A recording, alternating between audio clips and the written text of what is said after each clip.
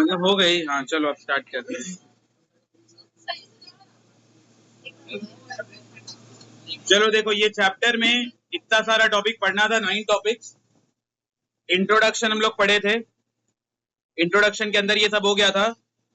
इसके बाद अगर हम लोग को गांव को डेवलप करना है तो ये 5 चीजों पे ध्यान देना पड़ेगा। सबसे पहले development of human resource, second development of infrastructure, third land reform. Land reform के अंदर याद रखना एलिमिनेशन ऑफ एक्सप्लॉइटेशन और लैंड टू द टिलर, वो 2 पॉइंट।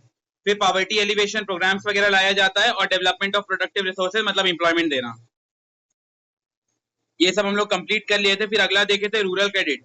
रूरल क्रेडिट का मतलब होता है गांव में लोगों को लोन का जरूरत पड़ता है। लोन का जरूरत क्यों पड़ता है?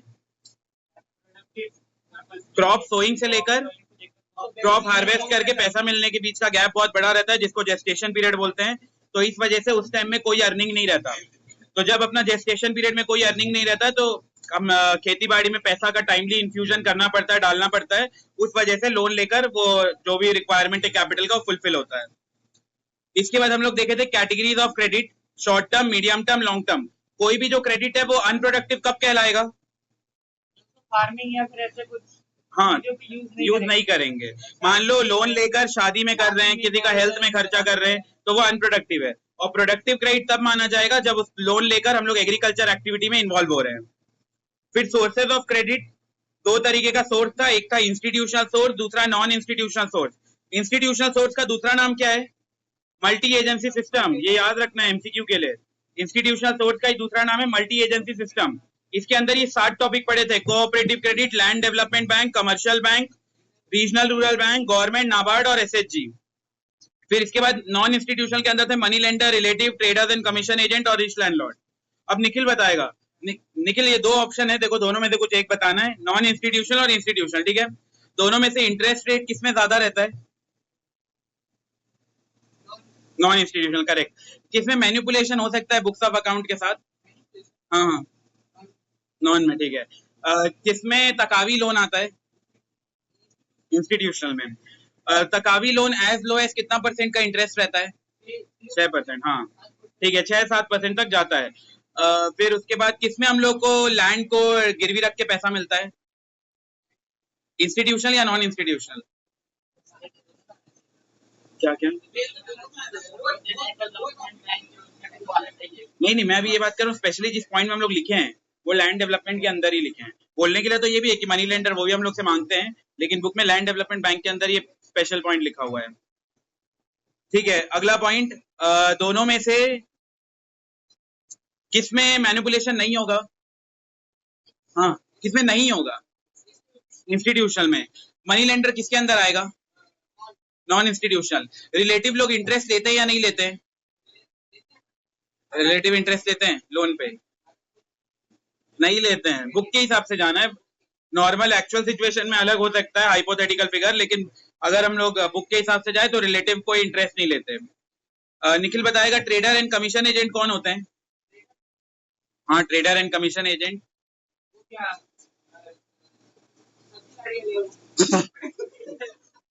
ये क्या था?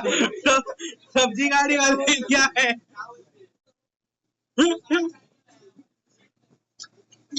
वो पेडलर हॉकर चला गया। हाँ, मतलब जो अपने सप्लायर होते हैं उसको ट्रेडर और कमीशन एजेंट बोलते हैं। लेकिन वो सप्लायर क्या लोन देने के बदले क्या कंडीशन रखता है? फार्मर को लोन तो दे देता है, लेकिन बदले में एक शर्त रखता है। क्या शर्त रखता है? डिसिप्लिन से लेना है लोन। हाँ, कुछ एक शर्त रखता है ना। ट्रेडर अगर लोन देता है फार्मर को, बदले में एक शर्त रखता है। हाँ, बदले में जो फसल मिलेगा उसको वो डिस्काउंटेड प्राइस पे मिलना चाहिए। ठीक है, उसके बाद निखिल बताएगा एसएचजी का फुल फॉर्म। ठीक है, नाबार्ड का फुल फॉर्म? National anthem. हाँ हाँ, अनीश बताएगा। अनीश, नाबार्ड का फुल फॉर्म? जल्दी, ये बहुत पहले पढ़ा हुआ चीज है। हाँ,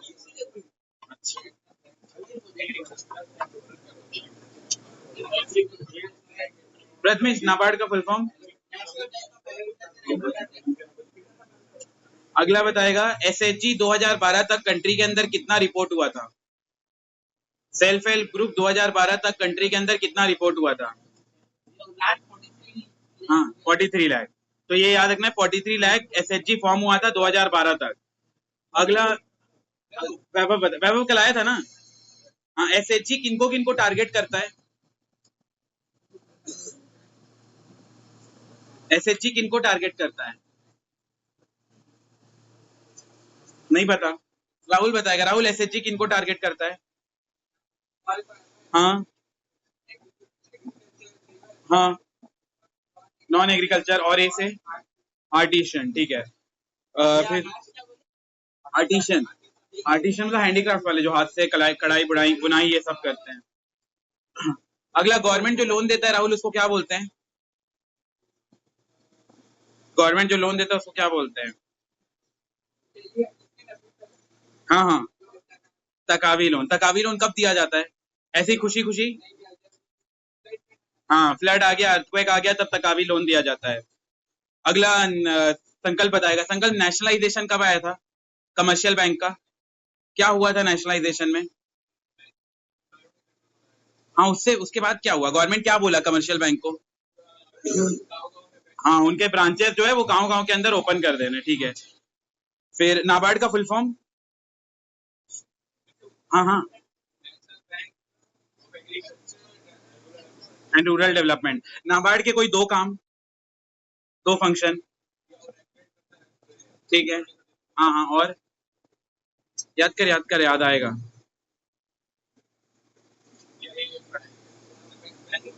हाँ ये तो उसका मीनिंग हो गया कुछ फंक्शन फंक्शन।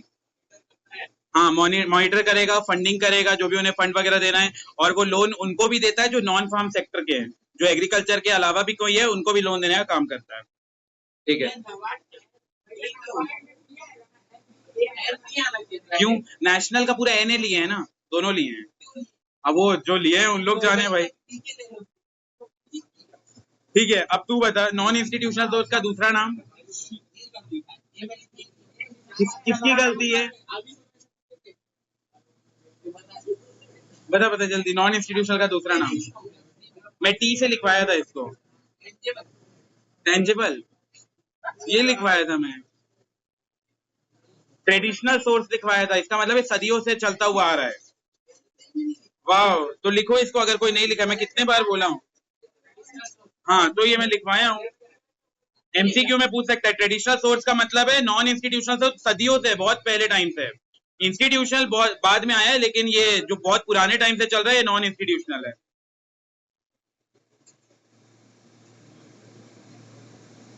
ठीक है यहाँ तक हम लोग पूरा कंप्लीट कर लिए थे। गवर्नमेंट जो लोन देता है उसको तकावी लोन बोलते हैं। एज लो एज 6% रहता है। एसएचजी के बारे में डिस्कस कर लिए थे। अच्छा थ्रेफ्ट का मतलब क्या होता है। Promote theft saving. सेविंग को थ्रेफ्ट बोलते हैं। तो इससे क्या होता है सब लोग महीने महीने थोड़ा थोड़ा पैसा जमा करते हैं एसएचजी के अंदर तो लोगों का सेविंग बढ़ता है इससे।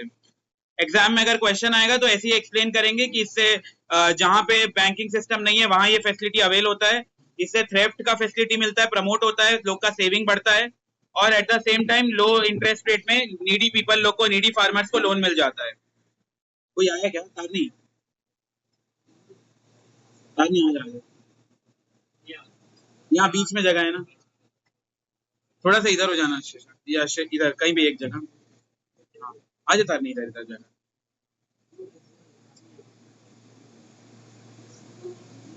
देख के देख हाँ वहाँ तो नहीं होगा ना जगह। ठीक है वो इधर हो जाएगा। ठीक है अगला हम लोग क्या पढ़े problem of rural banking. Rural banking के कुछ कुछ प्रॉब्लम है। सबसे पहला पढ़े थे इनएडिक्वेट कवरेज ऑफ इंस्टीट्यूशनल सोर्स। मतलब हमारे कंट्री में गांव ज्यादा है और बैंक के ब्रांच कम है तो ये पहला प्रॉब्लम है। Second इनएडिक्वेट amount of sanction. बहुत कम लोगों का लोन अप्रूव होता है। 10 लोग अप्लाई करते हैं तो 6 लोग का अप्रूव होता है। 2 लाख के लिए अप्लाई करते हैं तो 1 लाख मिलता है। इस वजह से उन लोग अनप्रोडक्टिव पर्पज की तरफ डाइवर्ट कर लेते हैं। तो भाई ये इनसफिशियंसी वॉल्यूम। फिर फोर्थ पॉइंट है लैक अटेंशन टू पुअर और मार्जिनल फार्मर्स। पुअर का मतलब गरीब मार्जिनल का मतलब उनसे भी ज्यादा गरीब। तो इन लोग का क्रेडिट वर्थिनेस कैपेसिटी की वजह से इनको लोन नहीं दिया जाता है। मतलब इन लोग लोन ले तो लेते हैं वापस नहीं कर पाते हैं। जब वापस नहीं कर पाते हैं तो बैंक का ओवरड्यू बढ़ जाता है। ओवरड्यू में एनपीए पढ़े थे। एनपीए का मतलब क्या है। एनपीए का मतलब full form non performing assets. अगर 90 दिन तक बैंक रिमाइंडर भेजा है, उसके बाद भी प्रिंसिपल और इंटरेस्ट का पैसा नहीं आया है, तो बैंक को ये घोषित करना है कि वो पर्टिकुलर डेटर जो है अब वो नॉन परफॉर्मिंग असेट बन गया है, अब वो असेट के लायक नहीं है। फिर हम लोग अगला देखे थे एग्रीकल्चर मार्केटिंग। एग्रीकल्चर मार्केटिंग क्या होता है, मैं इसमें बताया था, कोई एक फार्मर है, फार्मर सामान प्रोड्यूस तो कर लेता है, बना तो लेता है, लेकिन फाइनली मार्केट में बेचने के लिए उसको एक ब्रोकर लगता है। ब्रोकर इसको कई बार सही दाम नहीं देता है। फॉर एग्जाम्पल प्रोड्यूस का कीमत है 100 रुपए पर केजी, ब्रोकर बोलता है हम तो 50 रुपए से ज्यादा दे ही नहीं पाएंगे, तो फार्मर को ना चाहते हुए भी ब्रोकर को कम दाम पे सेल करना पड़ता है। तो एग्रीकल्चर मार्केटिंग में गवर्नमेंट उनको सपोर्ट सिस्टम देता है कि उनको ये ब्रोकर वगैरह के चंगुल से वो बच जाए और इन लोग जितना डिजर्व करते हैं उतना पैसा इनको मिले। तो इसका हम लोग मीनिंग देखे थे एग्रीकल्चर मार्केटिंग। इसमें सामान को असेंबल करना भी आता है, स्टोरेज करना भी आता है, प्रोसेसिंग, ट्रांसपोर्टेशन, पैकेजिंग, ग्रेडिंग करना, डिस्ट्रीब्यूशन अक्रॉस अ कंट्री। लेकिन बताओ एग्रीकल्चर मार्केटिंग में क्या चीज एक्सक्लूडेड है? लोन देना एक्सक्लूडेड है। तो ये वाला पॉइंट था, it does not comprises agriculture credit. ये सब एमसीक्यू का क्वेश्चन बनता है। एग्रीकल्चर मार्केटिंग में गवर्नमेंट सब कुछ कर देगा, लेकिन लोन वगैरह देने का प्रावधान यहाँ पे नहीं है। फिर हम लोग अगला पढ़े थे प्रॉब्लम टू फार्मर। फार्मर्स को बहुत सारा प्रॉब्लम होता है।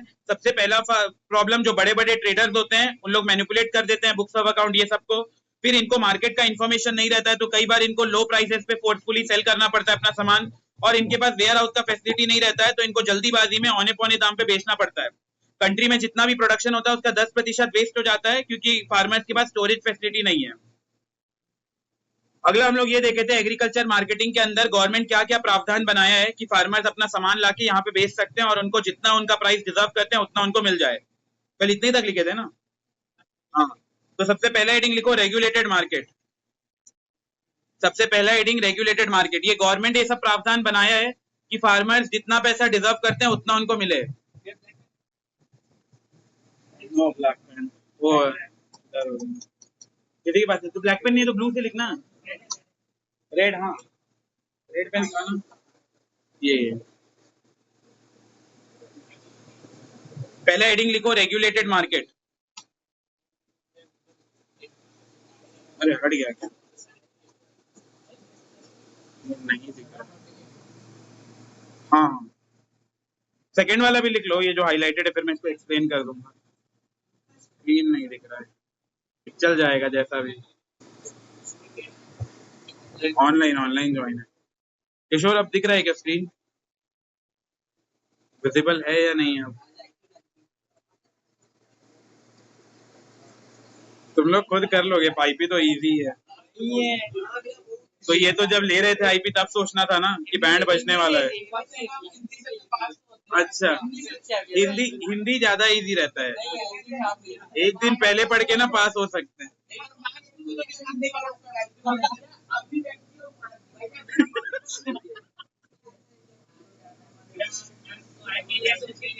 हाँ।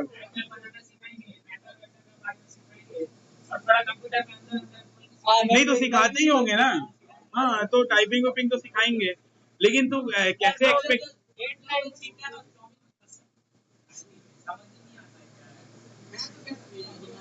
तुम लोग तो पाइथन पढ़ते हो ना?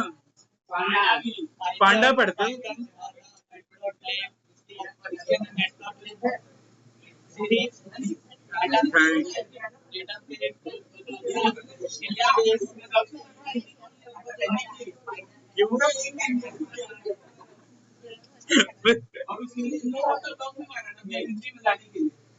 हाँ बोले।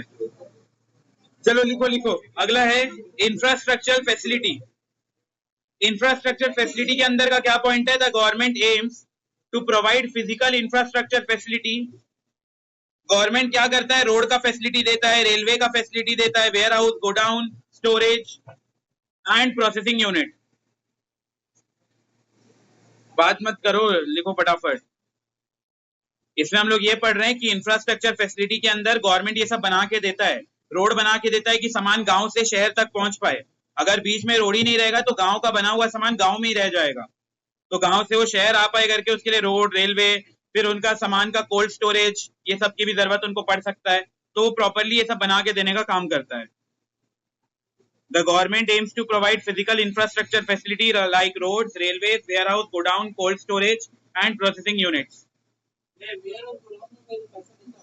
हाँ हाँ चार्ज लेगा, लेकिन बहुत ही मिनिमल चार्जेस लेगा। तो ये हो गया प्रॉपर इंफ्रास्ट्रक्चर के अंदर अभी भी बचा है cold storage and processing units.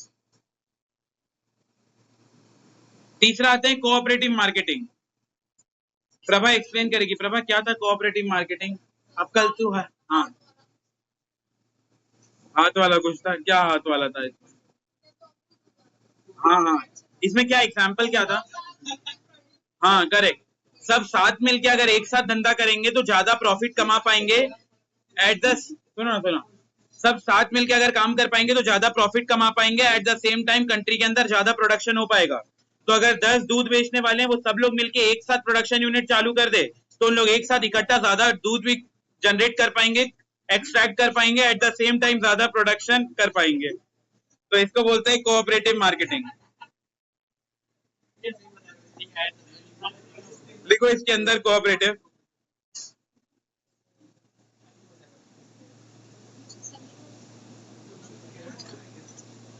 Under this marketing societies are formed by farmers. सारे फार्मर्स मिलकर ये ओपन करते हैं। अमूल इसका बेस्ट एग्जांपल है। Under this marketing societies are formed. Verghese Kurien, doctor Verghese Kurien. Under this marketing society are formed by farmers to sell the output collectively and to take advantage of collective bargaining in order to obtain better price.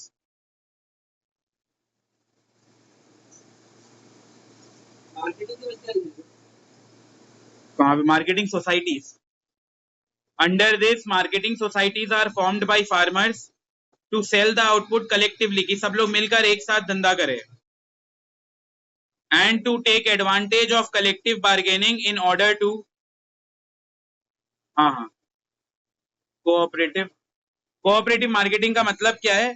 इसमें सब लोग मिलकर एक साथ धंधा करते हैं। जैसे 10 दूध बेचने वाले हैं वो सब लोग मिलकर एक साथ दूध बेचेंगे तो इसको बोलते हैं कोऑपरेटिव मार्केटिंग।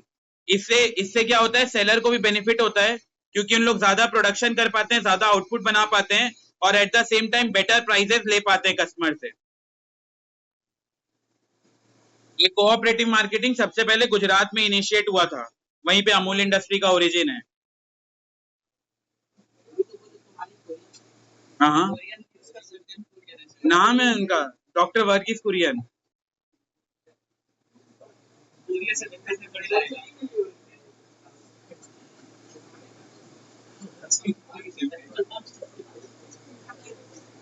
ठीक है, अगला पॉइंट लिखो।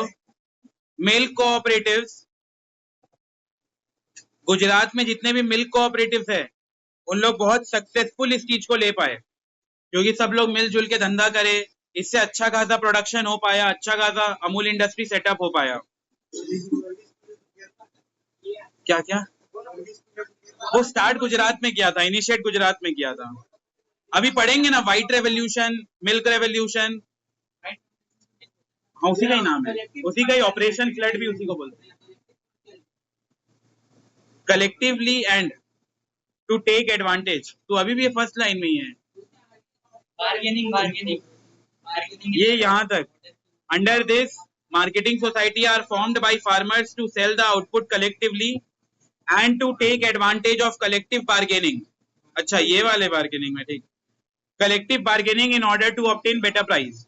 Second point, milk cooperatives in Gujarat have been very successful. Milk cooperatives in Gujarat have been very successful in transforming the social and economic condition of Gujarat and some other parts of the country. अभी हम लोग पढ़ेंगे operation flood, मतलब milk revolution, white revolution. वो गुजरात से initiate हुआ था, उसका जो चेयरमैन थे वही डॉक्टर वर्गीस कुरियन थे। तो उन्हीं को मिल्क मैन ऑफ इंडिया भी बोला जाता है।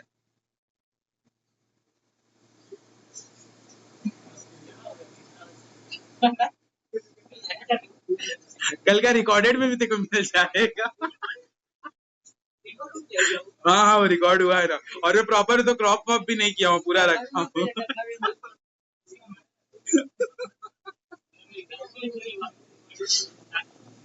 कौन सा ये वाला? तो ये लिखो लिखो, मिल्क कोऑपरेटिव जो है वो सबसे ज्यादा गुजरात में सक्सेसफुल हुआ था।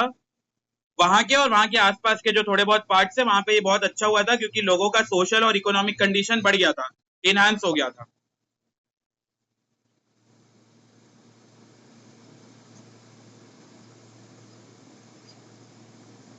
इसके कुछ कुछ नुकसान है कोऑपरेटिव।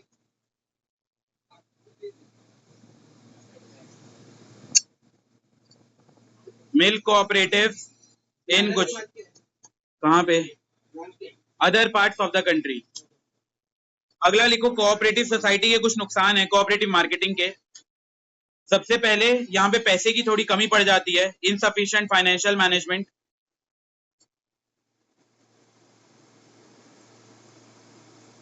इतने सारे लोग अगर इन्वॉल्व हुए हैं, सब लोग मिलकर दूध बेच रहे हैं, तो उनको सबको पैसा भी पे करना पड़ेगा, तो ये कई बार इसमें फाइनेंशियल मैनेजमेंट इनसफिशिएंट हो जाता है। फिर सेकंड, इसमें हम लोग सब सारे फार्मर्स को कवर नहीं कर सकते। अगर कोई फार्मिंग से रिलेटेड एक्टिविटी हो रहा है तो हम लोग सारे फार्मर्स को कवर नहीं कर पाएंगे इसमें। इनएडिक्वेट कवरेज ऑफ फार्मर्स, कुछ ऐसे रह ही जाएंगे जो बच जाएंगे इसके अंदर इन्वॉल्व होने से। Inadequate coverage of farmers. और third point, lack of accurate link, sorry appropriate link, lack of appropriate link between processing and marketing. मतलब अगर मान लो दूध का ही एग्जांपल ले, तो सब लोग को दूध लाकर जमा करना पड़ेगा। तुम लोग जानते हो दूध भी अलग अलग कैटेगरी का होता है, A1 होता है, A2 होता है, बड़े बड़े बुल का अलग, सॉरी वो जो काऊ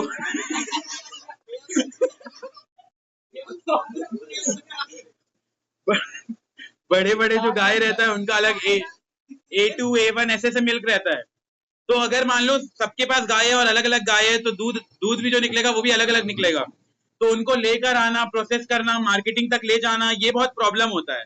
तो वही लिखा है, lack of appropriate link between processing and marketing. बोलने के लिए तो इजी है कि 100 फार्मर मिल जाएंगे, धंधा बढ़ जाएगा, लेकिन 100 फार्मर लाएंगे अपना जो भी उन लोग दूध लेकर आ रहे हैं, उसको फिर जमा कर रहे हैं, वो बहुत बहुत बहुत हो जाएगा।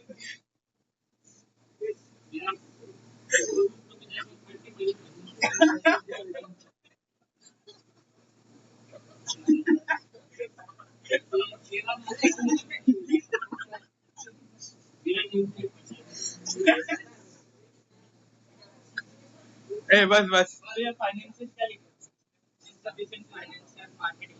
मैनेजमेंट मैनेजमेंट मतलब पैसे की कमी पड़ती है, सारे फार्मर्स कवर नहीं हो पाते, और lack of appropriate link between processing से लेके मार्केटिंग,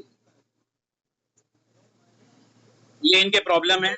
अब अगला लिखो, डिफरेंट पॉलिसी इंस्ट्रूमेंट। जैसे नहीं, लेकिन जितने दूध वाले उन लोग को तो दूध नहीं मिल पाएगा ना उस दिन। अरे ये बोल रहा है अगर दूध वाले को नुकसान नहीं होगा। बोला कैसे नुकसान नहीं होगा? बोलता है अगर दूध फट गया तो पनीर बना के बेच सकते हैं, लेकिन जिन लोग दूध मांग रहे हैं उनको उस दिन दूध तो नहीं मिल पाएगा ना। कितना डीप डिस्कशन जा रहा है।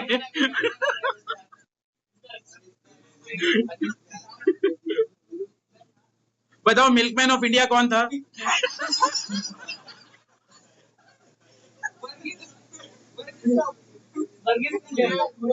डॉक्टर वर्गीस कुरियन। लिखो, इसके अंदर 3 पॉइंट।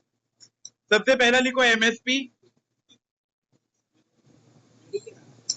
अब इसको मैं एक्सप्लेन कर रहा हूँ ये एमएसपी क्या होता है, लेकिन वो नाम याद, बस ना बस, बात नहीं,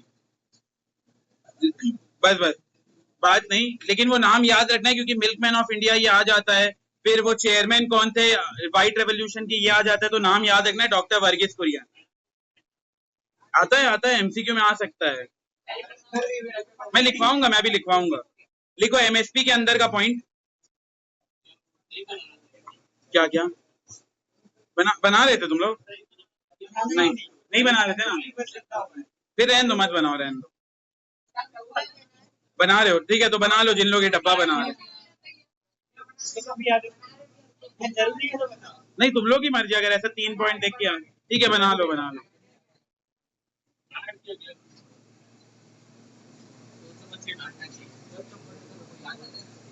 लिखो लिखो, कैसे पनीर बना ले रहा है। हाँ।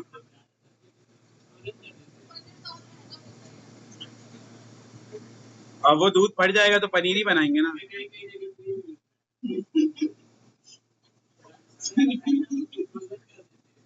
बिना गाय के दूध का भी पनीर बनता है, तुम लोगों को ये पता है? मिर्ची पाउडर। बिना गाय के दूध का भी पनीर बनता है, वो जो सोयाबीन है ना, अरे सोयाबीन सोयाबीन, हाँ उसको टोफू बोलते हैं, चाइनीज वगैरह लैंग्वेज में टोफू। हाँ, वो सोयाबीन को भिगो के रखना है, नेक्स्ट डे उसको पानी के साथ पीस देना है, फिर उसको पूरा स्ट्रेन कर लेंगे तो नीचे पनीर बन जाता है, अगर उसको छोड़ देंगे तो। पनीर भी बनता है, दूध भी बनता है, बिना गाय के दूध से दूध नहीं होता, क्या पता होगा। जो वीगन लोग हैं उन लोग तो यही वाला खाएंगे ना, ये सोयाबीन का पनीर। बाबा होटल में सोयाबीन का कहाँ रहेगा, वो तो गाय के दूध का ही रहेगा। एमएसपी का मतलब होता है मिनिमम सपोर्ट प्राइस। इसके अंदर गवर्नमेंट क्या करता है, कई बार देखो इसका रीजन मैं बता दे रहा हूँ, कई बार मार्केट में अच्छा अगर रेनफॉल वगैरह हुआ है तो सप्लाई ज्यादा हो जाता है, टमाटर वगैरह सब अच्छा सप्लाई ज्यादा हो जाता है। जब मार्केट में किसी भी कमोडिटी का सप्लाई बढ़ता है तो उसका प्राइस कम हो जाता है। जैसे मान लो अभी बीच में टमाटर कभी कभार 100 रुपए किलो जाता है। टमाटर 100 रुपए किलो क्यों जाता है, क्योंकि उसका सप्लाई बढ़ गया या कम हो गया है, कम हो गया है। तो इसी का अगर हम लोग अपोजिट लेंगे, अगर किसी चीज का सप्लाई मार्केट में बढ़ जाएगा तो उसका प्राइस क्या हो जाएगा, कम हो जाएगा। इस तरीके से अगर किसी फार्मर को 500 रुपए मिलना है तो उसको सिर्फ 100 रुपए मिलता है, तो गवर्नमेंट बोलता है नहीं नहीं ऐसा नहीं होगा, फार्मर इतना मेहनत किया है, हम लोग एक मिनिमम सेट कर देते हैं price. For example government set कर दिया 500 रुपए, तो कोई भी इसके नीचे खरीद ही नहीं सकता, उनको कैसे भी करके एनी गिवन केस 500 रुपए में ही परचेज करना पड़ेगा। इसी को बोलते हैं मिनिमम सपोर्ट प्राइस। इसके अंदर एग्जांपल है, मार्केट प्राइस अगर 200 रुपए चल रहा है, सरकार बोल देगा 300 रुपए में खरीदना है, तो 300 से कम में कोई नहीं खरीद सकता, यही फुल एंड फाइनल है। ये जो 300 रुपए होगा यही फाइनल माना जाएगा। एमपी का मतलब मार्केट प्राइस, एमएसपी का मतलब मिनिमम सपोर्ट प्राइस। इससे बेनिफिट होता है फार्मर को। सेकेंड होता है पीडीएस, पब्लिक डिस्ट्रीब्यूशन सिस्टम। जितने भी कोटा उटा होते हैं, जैसे ये अपने बचेली में इधर है ना, कि गुरुद्वारा के बाजू में, वहां पे भी कोटामन में क्या होता है, 2 रुपए चावल, 3 रुपए में गुड़, क्या क्या अलग अलग जो भी चीज मिलता है, तो ये सब जो है पीडीएस के थ्रू मिलता है। इसमें गवर्नमेंट क्या करता है, गवर्नमेंट परचेज कर लेता है सामान, बल्क बल्क क्वांटिटी में परचेज कर लेता है, जो भी फार्मर का सामान सेल नहीं हो रहा है उनको बल्क में खरीद लेता है, और जितना फार्मर को मिलना है, जितना उन लोग डिजर्व करते हैं उतना पैसा उनको दे देता है। बाद में वहां से खरीद के गरीब वाले लोग को 2-2, 3-3 रुपए में सेल कर देता है। तो ये भी देखो तो गवर्नमेंट बजट का एक ऑब्जेक्टिव है, एलोकेशन ऑफ रिसोर्सेज। वहां उनका बिक नहीं रहा है तो उनका सामान ले रहे हैं और इधर गरीब लोग को बांट रहे हैं। तो ये पीडीएस, पब्लिक डिस्ट्रीब्यूशन सिस्टम। जो राशन दुकान होते हैं, फेयर प्राइस शॉप होते हैं, वहां ये सब मिलता है। केरोसिन ऑयल हो गया, शुगर हो गया, गुड़ हो गया। अगला बफर स्टॉक। बफर स्टॉक का मतलब भी वही है, जब कंट्री में सप्लाई ज्यादा हो जाता है किसी भी चीज का, मान लो किसी साल गेहूं ज्यादा उग गया, धान ज्यादा उग गया, तो प्राइस कम हो जाता है, तो गवर्नमेंट क्या करता है, मार्केट से, इसमें कोई मिनिमम प्राइस सेट नहीं करता है, गवर्नमेंट क्या करता है, मार्केट से पूरा का पूरा बफर स्टॉक उठा लेता है। जैसे मैं इसका एक एग्जांपल समझाता हूं। जैसे मान लो फॉर एग्जांपल 2023 में कंट्री के अंदर बहुत ज्यादा वीट का प्रोडक्शन हुआ। वीट का प्रोडक्शन जब बहुत ज्यादा होगा, मतलब सप्लाई ज्यादा है, तो बताओ प्राइस क्या होगा, कम हो जाएगा, जो प्राइस है वो कम हो गया। जब प्राइस कम हो गया तो इससे होता क्या है, फार्मर को अगर 100 रुपए मिलना है तो फार्मर को 100 रुपए ना मिलके सिर्फ 10 रुपए मिल रहा है। तो गवर्नमेंट क्या करता है, जितना भी एक्सेस प्रोडक्शन है, जितना ज्यादा प्रोडक्शन हो गया है, वो सारा गवर्नमेंट अपने गोडाउन में रख लेता है, अपने वेयर हाउस में रख लेता है, इसको मार्केट में बेचता उचता नहीं है। अब बताओ, जब गवर्नमेंट एक्सेस वाला मार्केट का सप्लाई को कम कर देगा तो मार्केट में सप्लाई बढ़ जाएगा या कम हो जाएगा, कम हो जाएगा। और मार्केट में जब सप्लाई कम होगा तो प्राइस क्या हो जाएगा, बढ़ जाएगा। फार्मर जितना डिजर्व करते हैं उतना उनको मिल जाएगा।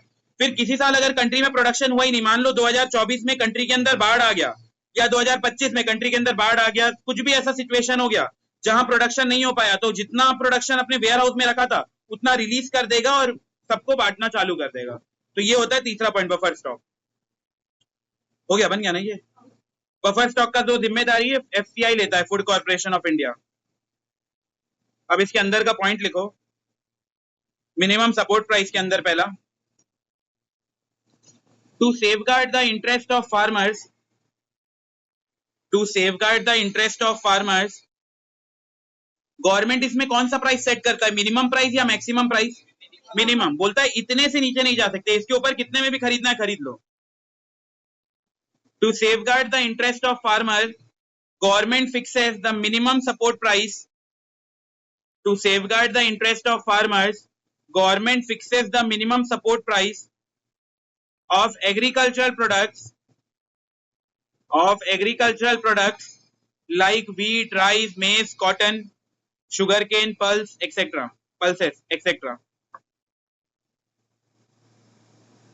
तो पहला पॉइंट यहां तक है, इसमें लिखा है गवर्नमेंट क्या करता है, एक मिनिमम प्राइस सेट कर देता है। मिनिमम का मतलब होता है ये मिनिमम टू मिनिमम है, इससे नीचे कोई भी नहीं खरीद सकता, इसके ऊपर जितने में भी खरीदना है खरीद लो।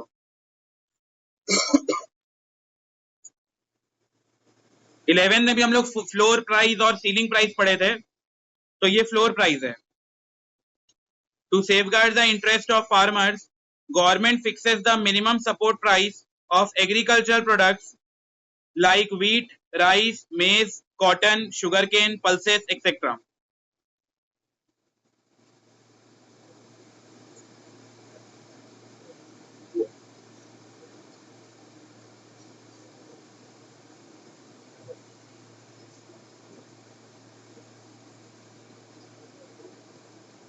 ठीक है, second point, such a price may be regarded as an offer price। ये एक तरीके का ऑफर प्राइस होता है। गवर्नमेंट मान लो मार्केट में धान का किलो चल रहा है 100 रुपए, फार्मर बोल रहा है 100 से हमारा कुछ नहीं होगा, तो गवर्नमेंट 200 रुपए फिक्स कर दिया। बताओ क्या 200 से नीचे 180 में कोई खरीद सकता है? बिल्कुल भी नहीं। ये अगर 200 का लिमिट सेट हुआ है, मिनिमम प्राइस है, इसके मिनिमम जा ही नहीं सकते, ये सबसे मिनिमम प्राइस है। तो यही इसी को बोला जाता है ऑफर प्राइस। नहीं चलेगा, गवर्नमेंट जो बोला है प्राइस उतना ही पे देना पड़ेगा। अब कोई आदमी अगर 199 पे खरीदने के लिए तैयार है, 1 रुपया और दे दो, उसमें क्या करना फिर? हाँ कर सकते ऐसा कुछ नहीं कि फार्मर अगर रेडी है तो बेच देगा। फार्मर बोल रहा है 1 रुपए का ही तो घाटा होगा, बेच देता हूँ, बेच सकते हैं। फार्मर को बस नुकसान नहीं होना है। सच अ प्राइस में be regarded as an offer price, इसको ऑफर प्राइस बोला जाता है, at which the government is willing to buy any amount of grain from the farmers. अगर कोई नहीं खरीदेगा तो अल्टीमेटली गवर्नमेंट ही खरीद लेगा। सच अ प्राइस में be regarded as offer price at which the government is willing to buy any amount of grain from the farmers। अगर कोई नहीं खरीदा तो एंड में जो खरीदेगा वो गवर्नमेंट ही खरीद लेगा। तो गवर्नमेंट उस प्राइस पे खरीदता है जितना प्राइस वो कोट किया है। गवर्नमेंट अगर 200 बोला है तो एंड में गवर्नमेंट 200 पे खरीद लेगा।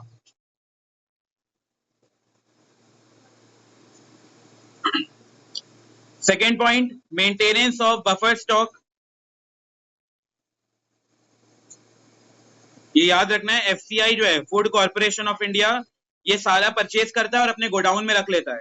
जिस साल भी कंट्री में कोई प्रॉब्लम आया, अर्थक्वेक आया, फ्लड आ गया है, फेमिन आ गया है, तो उस साल सारा जो भी वेयर हाउस से सामान निकालेगा और लोगों को एलोकेट कर देगा। The food corporation of India bracket में FCI, the food corporation of India bracket में FCI purchases wheat and rice at the procurement prices to maintain buffer stock।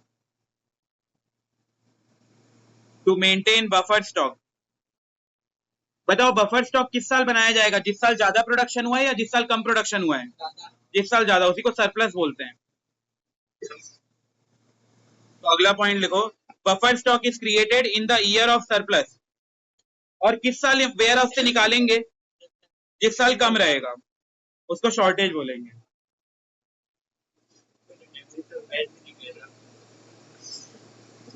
Buffer stock उस साल बनाया जाएगा जिस साल कंट्री में बहुत ज्यादा प्रोडक्शन हुआ है। किसी साल होता है जिस साल अच्छा रेन वगैरह हुआ है, मानसून अच्छा हुआ है तो प्रोडक्शन ज्यादा हो जाता है। किसी साल मानसून वगैरह आता ही नहीं है या बाढ़ आ जाता है, पूरा फसल बर्बाद हो जाता है। तो जिस साल ज्यादा प्रोडक्शन होगा उस साल बफर स्टॉक ले लेंगे, और जिस साल स्केर्सिटी है, जिस साल शॉर्टेज है, उस साल वेयर हाउस से निकालकर सबको एलोकेट कर दिया जाएगा। प्रोक्योरमेंट मतलब गवर्नमेंट जितना डिसाइड किया है, जो प्रोक्योरमेंट एक्चुअल प्राइस है। कौन सा इसमें पूछ रहा है? अच्छा, मैं सोचा ऑफर प्राइस पूछ रहा है। प्रोक्योरमेंट का मतलब होता है जितने में तेरे को पड़ा है वो पूरा सम टोटल मिला के। तू फार्मर है, तेरे को पड़ा है पूरा 180 रुपए में, तो मैं 180 में खरीदूंगा, ऐसा वाला पॉइंट। गवर्नमेंट इसमें कुछ मुनाफा नहीं देखता है, क्योंकि इसमें एंड में वही होगा ना, अगर मैं ले लूंगा स्टॉक तो लोगों को ही, अगर मार्केट में सप्लाई कम होगा तो उनको प्राइस ज्यादा मिलेगा, तो इसी वजह से गवर्नमेंट अक्वायर कर लेता है। अल्टीमेट फार्मर्स का इससे बेनिफिट होने वाला है।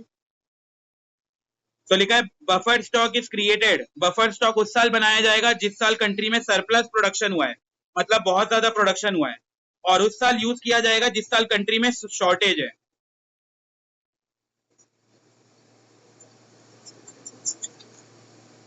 लास्ट पॉइंट भी लिखना चाहो तो लिख सकते हो। ये इसलिए करेगा गवर्नमेंट की कंटिन्यूअस सप्लाई बना रहे गुड्स एंड सर्विस का। It helps to ensure regularity in supply and stability in price. हाँ, कहाँ पे चालू किया? अच्छा तो इसका देखो क्या रिग्रेट है या कॉन्फिडेंस है इस बात पे?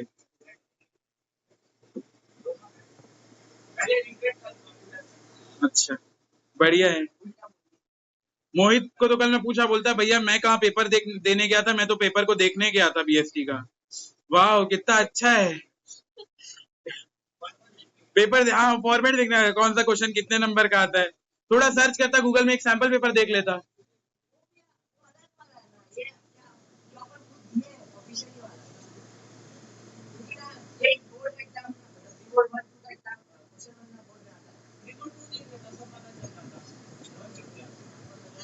मेरे पास ना इतना गट्ठा है पुराने सालों का पेपर का, आस्ते को दूंगा तो अगली बार तू देखने नहीं जाना, तो अगली बार लिखने जाना।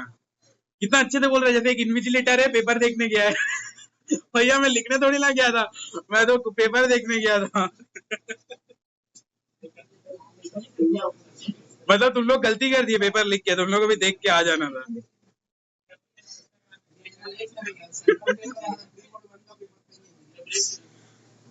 इसको एक लिख लो फिर देख लेते। अगला लिखो, बचा है जल्दी। देखो भी अनीश का पोस्ट लग गया क्या? लिख लिया है बड़ा जल्दी सुन लेता है। It help to ensure regularity in supply and stability in price.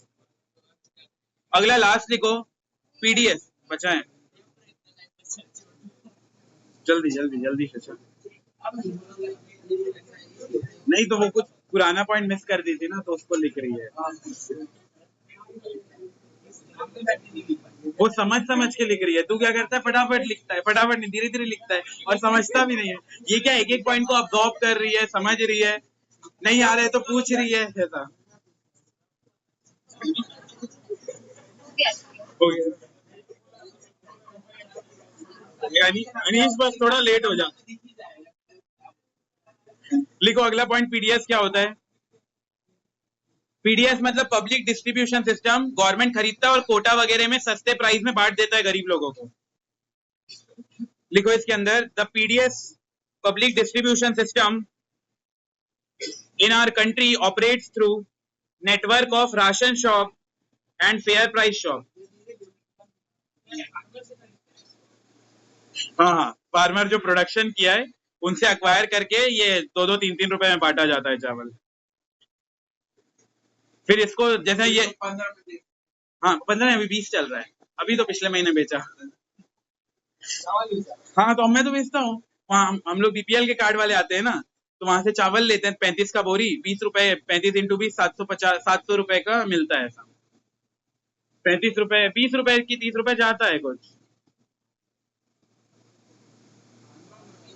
और उसको और वो फिनिश वगैरह करके उसको 40-50 रुपए में बेचते हैं।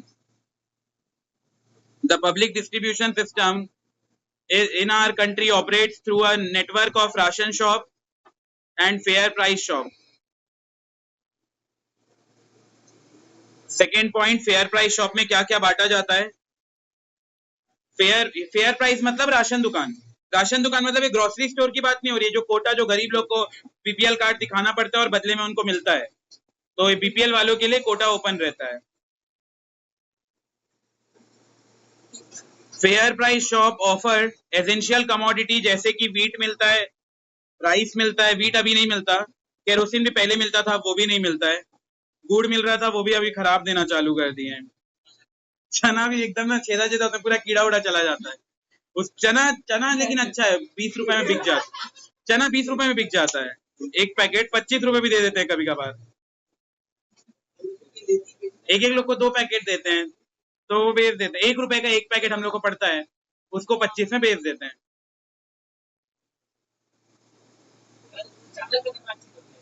क्या क्या? नहीं नहीं, अरे बहुत लोग को इसके बारे में आइडिया नहीं है ना, लेकिन ये कितना अच्छा प्रॉफिट मार्जिन है। पहले ये कोटा का चावल ना मेरे घर में भी बनता था, अच्छा चावल आता था। आज का इतना रद्दी क्वालिटी का 4-5 साल पहले से, हाँ एकदम रद्दी क्वालिटी का, इससे तो डोसा भी नहीं बन पाया ऐसा टाइप का चावल। हाँ हाँ भाई, मेजबान चावल मस्त है, एकदम फाइन फाइन चावल। वो भी उससे भी पतला है क्या, बासमती जैसा है? ये मेजबान 1700 कुछ पड़ता है। अच्छा 2100, नहीं उतना नहीं है भाई, बहुत ऊपर चला जाए।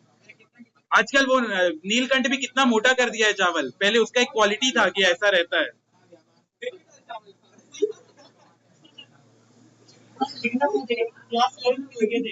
क्या क्या? हाँ हाँ है ना, कंपनी कंपनी है बेबी डॉल कंपनी। ब्रेक ही चल रहा है, ब्रेक ही चल रहा है।